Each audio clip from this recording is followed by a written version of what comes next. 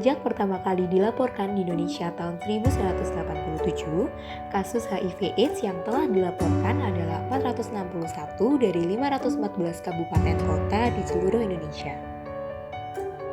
Berdasarkan Sistem Informasi HIV/AIDS atau SIHA pada bulan Juni 2020, terdapat total 543.075 kasus HIV dan hanya sekitar separuhnya yang telah mendapat pengobatan.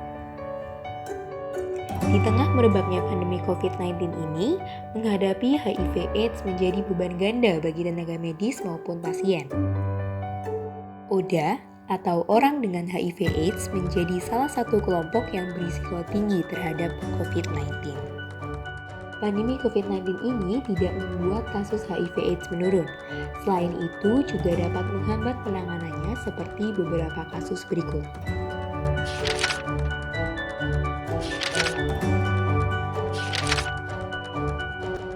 Oleh karenanya, mari kita ketahui tingkat dan penanganan HIV/AIDS selama pandemi. Nama saya Bagus Rahmat Prabowo. Saya dari UNAIDS Country Office Indonesia. Saat ini saya sebagai Prevention Advisor di UNAIDS Country Office Indonesia. Prevention Advisor di sini artinya kita mengembangkan program-program pencegahan HIV di Indonesia. Selain juga ada, kita tahu ya, ada pencegahan HIV itu kan melalui abstinensia, be faithful, atau kalau at risk ya menggunakan kondom. Tapi kita juga mengembangkan program-program pencegahan HIV yang terbarukan, contohnya misalnya dengan PrEP, dengan dalpivirin vaginal ring dan sebagainya ya. Dan kita tahu juga bahwa treatment itu kan as prevention ya, jadi kita mengoptimalkan case finding dan agar kalau case-nya ketemu lebih cepat diobatin, itu termasuk pencegahan juga. Jadi saat ini saya atau kami di UNAIDS Indonesia sedang mengembangkan model-model pencegahan HIV yang terbarukan begitu.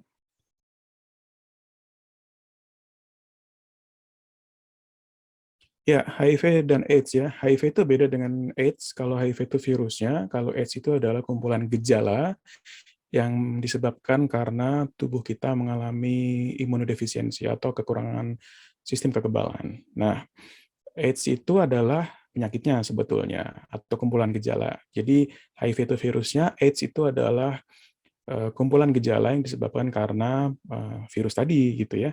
Jadi sering salah kaprahnya orang tuh di situ. Terus kan muncul pertanyaan, apakah HIV bisa disembuhkan? Itu pertanyaan yang salah ya, karena HIV itu virusnya. Yang benar adalah apakah AIDS bisa disembuhkan atau tidak. Jawabannya tentu bisa, karena tergantung AIDS-nya apa kan. Kalau kena TB ya kita obatin TB-nya, ya dia nggak ada AIDS lagi gitu. Kalau misalnya kena jamur di mulut, kandidiasis oral atau kandidiasis esophageal atau kandidiasis di tenggorokan begitu, ya kita obatin kandidiasisnya. Kalau kena meningitis di otak, ya kita obatin meningitisnya. Jadi kalau AIDS itu kan biasanya kumpulan gejala, biasanya lebih dari satu. Kalau yang sindrom kan kumpulan gejala itu lebih dari satu. Biasanya muncul berbarengan gitu ya. Bisa misalnya TB disertai dengan kandidiasis esophageal, itu dua yang terbanyak di Indonesia, biasanya bareng ya kita obatin aja dua-duanya. Begitu TB dan juga kandidiasisnya hilang ya sudah, dia tidak berada dalam stadium AIDS lagi, tapi dia terinfeksi HIV gitu. Jadi itu bedanya, HIV virusnya, AIDS adalah kumpulan gejala atau berbagai macam penyakit yang disebabkan karena kekebalan tubuhnya turun.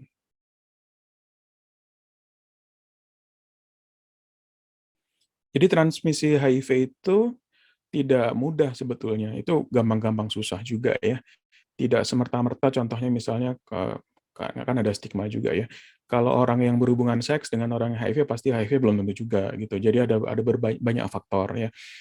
Nah, transmisi HIV itu terutama lewat cairan tubuh.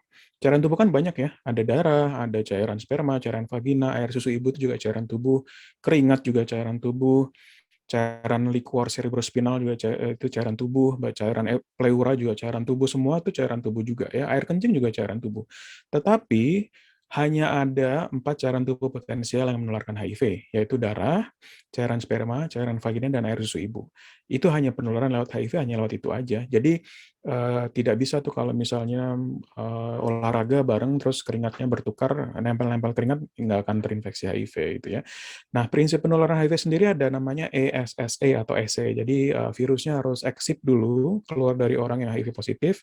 Setelah keluar dia yang lalu S ya, S itu sustain, virusnya harus mampu bertahan di dunia luar. Setelah sustain, virusnya harus dalam jumlah yang cukup atau sufficient, itu S yang kedua ya. Lalu E yang terakhir itu virusnya yang sudah keluar, sudah dalam jumlah yang cukup, dan virusnya sudah mampu survive di dunia luar tadi, harus masuk ke tubuh orang. Dan jadi ada dua besar nih kondisi. Yang pertama adalah cairan tubuh, yang kedua EC. Nah, sekarang sering muncul hoax tuh ya, banyak sekali hoax di sekitar kita. Contohnya HIV bisa menular melalui tusuk gigi misalnya gitu.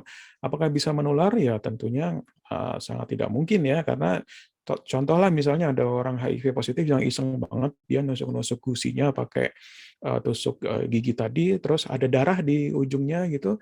Pertanyaannya apakah darahnya dalam jumlah yang cukup untuk menginfeksi orang lain? Belum tentu juga. Pertanyaan berikutnya adalah apakah virusnya mampu bertahan di dunia luar? Enggak juga, karena dia begitu di dunia luar virusnya mati. Nah, apakah kemudian masuk ke orang? Ya tentunya orang kalau mau ngambil tusuk gigi di restoran ya lihat-lihat juga kali ya. Tidak langsung main ambil aja, terus langsung main tusuk aja ke gusi kita gitu. Tapi dilihat juga ini tusuk giginya masih bagus atau enggak gitu. Jadi itu prinsip penularan HIV itu ada dua kelompok besar. Jadi pertama adalah cairan apa yang dipakai, cairan tubuh ya, dan hanya ada 4 cairan tubuh potensial. Yang kedua prinsip penularannya atau kita kenal sebagai ESSA atau EC tadi.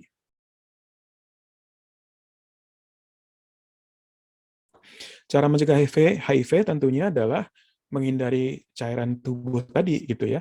Kalau menghindarkan darah ya tentunya dengan cara contoh misalnya kalau misalnya mau transfusi darah ya harus di screening dulu donor darahnya, misalnya dari PMI biasanya sudah auto screening tuh kalau kalau sebelum dipakai oleh orang begitu. Dari darah lagi misalnya katanya kan bisa menular lewat tato gitu ya. Ya tentunya jarumnya harus yang steril, jangan menggunakan jarum tato yang bekas begitu. Itu dari darah yang pertama. Yang kedua, itu ada cairan sperma, dan yang ketiga cairan vagina. Nah, kalau gitu ya tentunya yang paling gampang tidak berhubungan seks. Tapi kan ada orang-orang yang tidak bisa tuh kalau nggak berhubungan seks. Nah, pada orang-orang seperti ini dan orang-orang yang sangat beresiko, kita nggak tahu ya siapa mereka, karena kadang-kadang orang yang beresiko kan nggak ngaku ya, nggak bilang bahwa iya saya beresiko gitu. Nah, tetap kita berikan kondom pada orang yang beresiko. Apakah kita akan berikan kondom ke semua orang? Ya enggak. Kalau enggak beresiko, ngapain kita kasih kondom? Yang pertama kan tadi prinsipnya ya tetap harus jangan berhubungan seks. Tapi kalau mereka beresiko, atau kita tahu ada orang yang beresiko, kita wajib memberikan kondom sebetulnya. Contoh misalnya kan, kawan-kawan nanti kan jadi dokter misalnya. Kalau dokter di dalam ruang prakteknya ketemu misalnya bapak-bapak kena kencing nanah, dan dia sangat berisiko kan kalau kena kencing nanah itu kan dia berisiko terinfeksi HIV.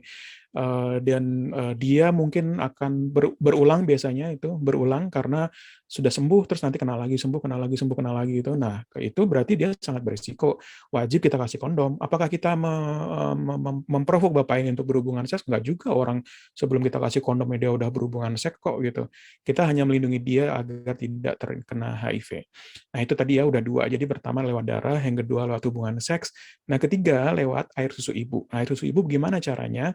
Sebetulnya air susu ibu tuh peluangnya nggak banyak ya, kecil tuh hanya sekitar 5-10% ibu hamil dengan HIV positif akan menginfeksi bayinya lewat air susu ibu. Nah, caranya ya tentunya dengan ada namanya program pencegahan HIV dari ibu ke anak.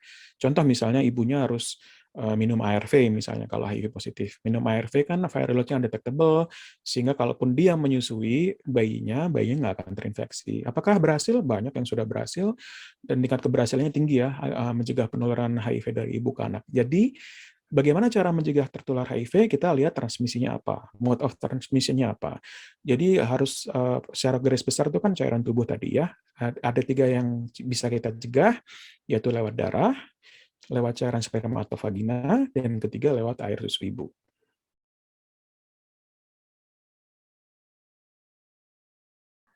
Kalau sudah terinfeksi HIV, itu pengobatannya minum namanya antiretroviral atau ARV. ARV ini fungsinya adalah mensupresi supaya virusnya tidak mampu bereplikasi dalam tubuh kita. Nah, Virus ini ketika dia tidak mampu bereplikasi, memberikan kesempatan pada tubuh kita untuk mengembangkan sistem kekebalan tubuh seperti saat kita tidak terinfeksi HIV. Jadi pada orang yang terinfeksi HIV, cara tergampang adalah minum ARV. Karena dengan minum ARV, virusnya tersupresi, kekebalan tubuh meningkat, infeksi oportunis atau infeksi-infeksi yang muncul ketika kekebalan tubuh kita menurun, itu tidak akan muncul. Jadi orangnya baik-baik aja, sehat gitu ya. Jadi banyak sekali orang dengan HIV positif yang baik-baik aja, sehat-sehat aja, ikut maraton 42 kilo, ikut berbagai macam cabang olahraga, dan baik-baik aja gitu. Ya, karena memang virusnya sudah disupresi gitu. Jadi bahkan kalau di tes kadar viral load-nya, orang ini bisa undetectable kadar virusnya. Tetapi kalau di tes antibody masih ada virusnya dalam tubuhnya. Nah, virusnya ada di mana sebetulnya?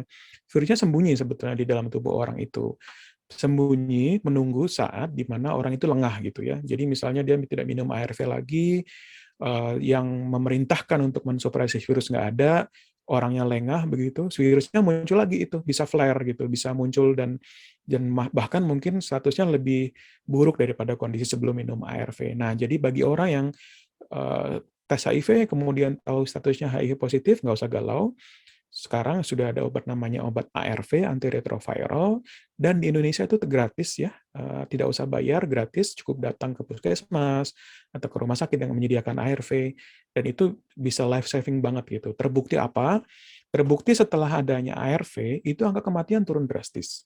Dulunya kita bisa menekan angka kematian sampai 95% dari orang yang HIV positif. Jadi obatnya terbukti works gitu ya, terbukti sangat berguna untuk orang yang dengan HIV positif agar bisa hidup seperti orang yang HIV negatif begitu.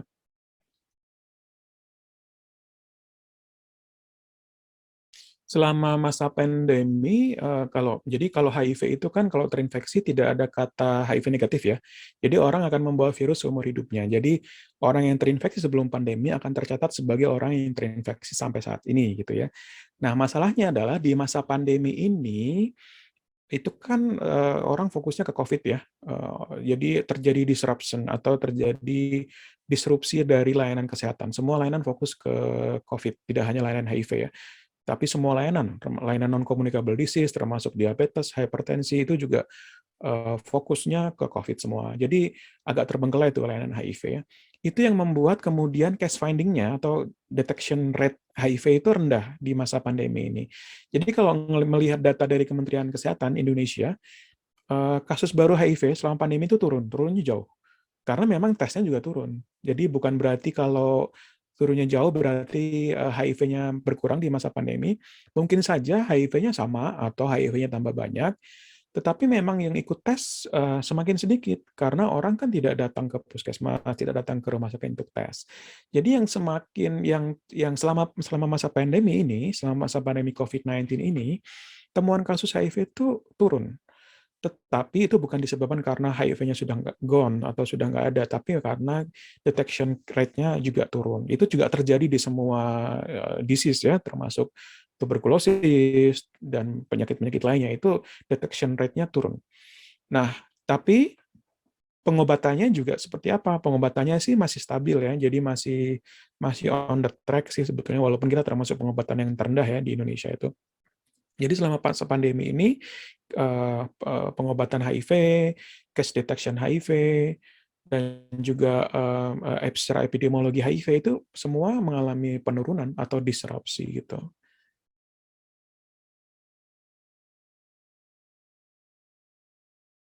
Sebetulnya sama ya, di seluruh dunia tuh semua sistem kesehatan terdisrupt gitu, terganggu gitu ya. Tidak hanya di Indonesia saja, tapi di seluruh dunia juga terganggu kok gitu ya. HIV, semuanya non HIV juga terganggu juga. Di negara-negara yang sudah lebih stabil misalnya, itu HIV-nya juga terganggu, pengobatan terganggu. Namun kita juga harus mampu beradaptasi ya dengan pandemi itu. Contoh misalnya di Indonesia dan kita mencontoh dari negara lain juga ya, kita mengembangkan supaya orang dengan HIV positif nggak usah datang ke puskesmas, nggak usah datang ke rumah sakit untuk ngambil obat aja gitu ya. Cukup bisa lewat telemedicine, bisa dibantu oleh peer counselor misalnya, jadi dianterin obatnya ke rumah, nggak usah nggak usah harus tiap bulan datang ke rumah sakit, dan juga nggak usah tiap bulan juga ya dikasih obatnya, bisa per 3 bulan, bisa per 6 bulan. Kenapa? Karena pada umumnya orang HIV positif, kalau sudah minum ARV kan dia relatif sehat ya, nggak ada keluhan macam-macam. Selama nggak ada keluhan ya ngapain ke rumah sakit hanya untuk mengambil obat. Jadi obatnya bisa dianterin dan ada namanya MMD, multi-month dispensing. Jadi ya nggak usah datang ke rumah sakit tiap bulan hanya untuk ambil obat gitu. Silahkan aja bisa di schedule untuk 6 bulan gitu kalau perlu dan datang ke rumah sakit kalau diperlukan saja. Bagaimana dengan negara lain? Kita juga mencontoh negara lain juga sebetulnya itu yang sudah terjadi, yang sudah dilakukan saat ini. Termasuk juga model-model pencegahan yang lainnya. Contoh untuk tes HIV, negara lain sudah mulai untuk self testing tuh. Jadi HIV bisa dilakukan sendiri di rumah begitu ya.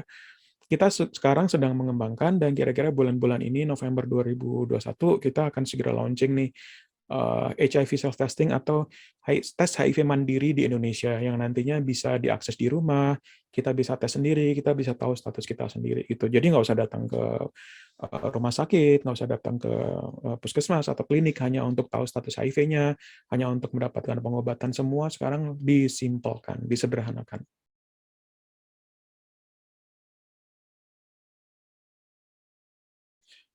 Pemerintah Indonesia sebetulnya sudah cukup baik ya untuk menangani HIV. Cuman memang kalau bicara cakupan kita masih agak jauh tertinggal tuh dibandingkan negara-negara lain. Jadi cakupan kita itu termasuk yang terendah ya di dunia. Karena kita punya target 90-90-90, kalau sekarang tahun 2021 ini 90-90 itu selesai 2020 kemarin. Nah, sekarang kita sudah mencapai target aim-nya itu 95-95-95 itu adalah 95% orang tahu statusnya, 95% orang yang tahu statusnya diobatin, dan 95% orang yang diobatin mengalami supresi virus. Tapi kita masih jauh tuh dari itu. Contoh misalnya yang diobatin aja kita masih di bawah 30%. Sementara tetangga-tetangga kita, contoh misalnya Kamboja tuh sudah di atas 95%. Thailand udah di atas 90% gitu. Jadi kita masih jauh banget kalau dibandingkan dengan negara-negara lain. Kebijakannya sudah bagus sebetulnya, tapi implementasinya mungkin tidak semanis yang kebijakan ya. Banyak hal gitu, banyak sebab juga.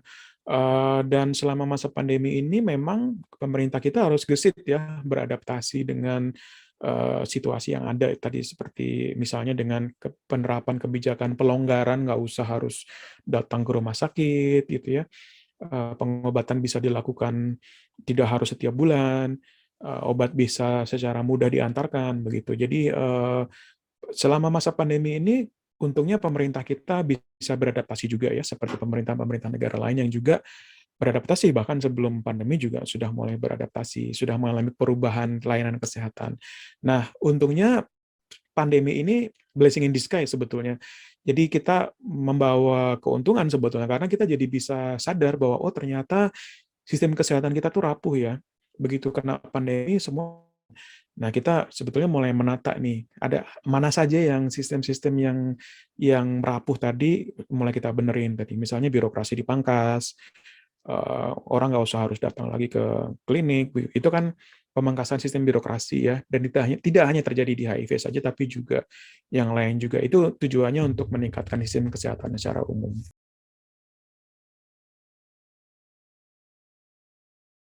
Masyarakat ini dibagi dua sebetulnya. Satu masyarakat yang umum, masyarakat umum itu ya sebagian besar masyarakat kita gitu ya. Yang kedua adalah masyarakat yang terdampak atau kita kenal dengan populasi kunci. Nah, keterlibatan masyarakat yang terdampak sebetulnya yang paling penting ya dibandingkan dengan keterlibatan masyarakat umum. Nah, masyarakat terdampak itu siapa? Itu banyak ya, misalnya pekerja seks, orang yang berhubungan seks, laki-laki yang berhubungan seks dengan laki-laki lainnya, waria, atau pengguna narkoba yang disuntikkan. Itu angkanya berapa? Itu banyak sekali ya, sekitar 5 jutaan itu estimasinya ya, total gitu ya. Dan kita mempunyai estimasi juga ada sekitar 500.000 orang dengan HIV positif di Indonesia yang sekarang baru ketemu sekitar 300 ribunya saja. Nah, artinya tadi ada dua jenis masyarakat ya, populasi yang terdampak langsung dan populasi umum gitu ya. Ini perannya tentunya beda ya, kita nggak bisa mengeneralisir begitu. Kalau populasi yang terdampak, perannya harus tinggi. Ya, mereka harus secara rutin untuk tes HIV, secara rutin mengetahui statusnya. Kalau sudah tahu statusnya harus secara aktif mendapatkan pengobatan. Nah, ada lagi yang populasi masyarakat umum kan, misalnya adalah contohnya ibu-ibu rumah tangga, itu kan masyarakat umum ya. Tapi apakah nggak ada masyarakat umum yang tidak beresiko? Ada juga, kan banyak juga ibu-ibu rumah tangga yang dia sebetulnya beresiko, tapi dia nggak tahu resikonya. Karena mungkin terinfeksi dari suaminya, suaminya yang beresiko. Otomatis ibu rumah tangganya juga beresiko gitu. Nah, jadi pada populasi masyarakat umum ini, perannya adalah, atau strateginya adalah, harus pertama itu harus mengetahui dulu bahwa jangan-jangan saya beresiko gitu. Jadi mengetahui resiko diri sendiri atau know your risk atau assess your risk first. Jadi ketahui resiko saya tuh ada atau enggak. Kalau ada seberapa besar. Nah, kalau sudah tahu resikonya ya kemudian melakukan hal yang sama seperti tadi masyarakat yang terdampak tadi. Kalau misalnya resiko tinggi ya berarti ya sama, berarti harus tes HIV, kalau positif ya diobatin dan sebagainya dan seterusnya begitu ya. Jadi perannya tuh bisa dibagi dua sebenarnya tadi yang kesimpulannya ya, bahwa tergantung dia siapa masyarakat ini. Kalau masyarakat terdampak itu justru yang paling diutamakan. Banyak nih di Indonesia komunitas-komunitas yang terdampak. Contohnya ada banyak komunitas pekerja seks, ada komunitas waria, ada komunitas lelaki yang berhubungan seks dengan laki-laki lainnya, ada komunitas pengguna nafsa. Nah, biasanya komunitas-komunitas ini memang terpinggirkan begitu ya, karena udah di stigma duluan begitu. Pernah nggak lihat waria datang ke puskesmas? Ya jarang banget waria datang ke puskesmas. Apakah mereka nggak pernah sakit? Banyak yang sakit kok ya, karena itu udah terstigma duluan.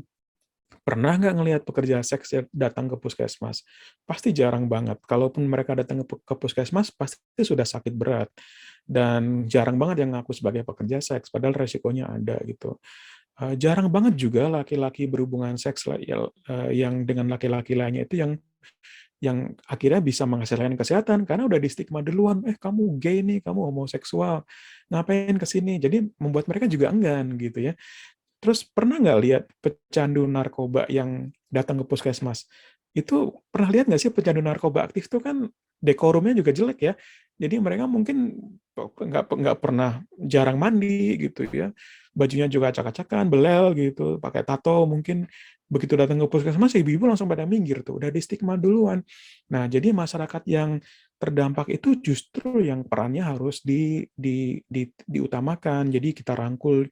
Jadi kalau kita sebagai masyarakat umum, ya kita harus merangkul mereka supaya mereka mendapatkan akses karena mereka lah yang paling paling besar terdampak dari epidemi HIV.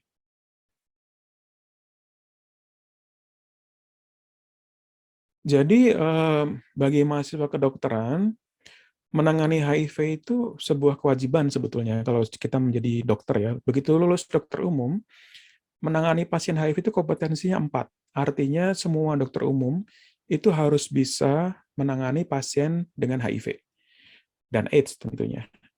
Jadi tidak ada istilah, aduh saya belum dilatih nih, aduh saya nggak tahu ya kalau menangani pasien yang HIV gimana gitu. Itu sudah kompetensi dasar. Nah, jadi bagi mahasiswa kedokteran itu mulai dari sekarang harus tahu dulu nih siapa yang sama seperti COVID kan, kita harus tahu dulu siapa yang berisiko COVID. Dengan HIV juga sama, siapa yang beresiko? Tadi kan ada dua ya, ada masyarakat yang terdampak, ada masyarakat yang less impacted atau lebih rendah dampaknya. Ya kita harus terjun ke masyarakat yang terdampak kalau memang ingin bahwa kerja kita berimpact begitu atau bermakna luas gitu ya. Jangan hanya mau untuk ya udah deh karena saya dokter saya ngerjain yang ibu-ibu PKK saja deh.